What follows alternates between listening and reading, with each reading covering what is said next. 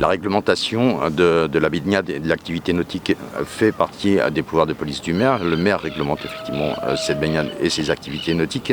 Cette baignade qui est strictement interdite dans la Seine comporte de nombreux dangers, notamment les courants liés à l'activité fluviale. Donc de grosses péniches peuvent produire des courants qui soient très violents, comme le manœuvrage de l'écluse, et avoir un système d'aspiration du baigneur sur des courants de profondeur.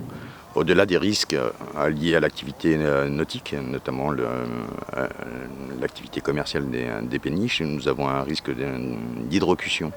Et notamment quand il fait très très chaud et ces périodes caniculaires, effectivement plonger un corps chaud dans de l'eau froide, puisqu'il y a une grande différence de température entre l'air ambiant et la température de l'eau. Effectivement, les risques d'hydrocution sont vraiment réels.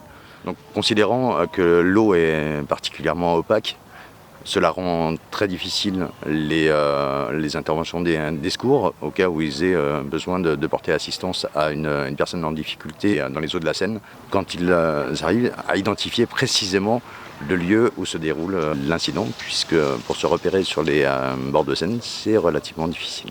Pour ce faire, la ville s'est dotée d'un bateau de type bombard, de façon à patrouiller sur les bords de Seine pour dissuader les baigneurs de plonger dans la Seine, intervenir si besoin est.